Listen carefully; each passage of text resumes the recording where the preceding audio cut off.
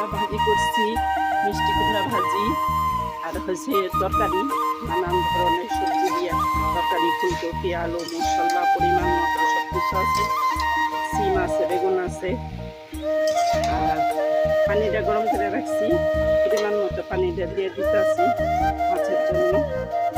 শিং মাছ রান্না করতেছি, শিং মাছ। শিং মাছটা এখন দিয়ে দিব।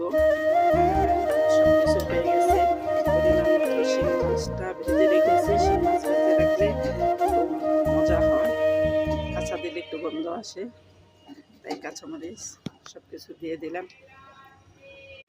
আমি মিষ্টি কুমড়া ভাজি করছি, মিষ্টি কুমড়া ভাজি আর হচ্ছে তরকারি, নানান ধরনের সবজি দিয়ে তরকারি, ফুলকপি, আলু, মশলা পরিমাণ মতো সব কিছু আছে, সিম আছে, বেগুন আছে।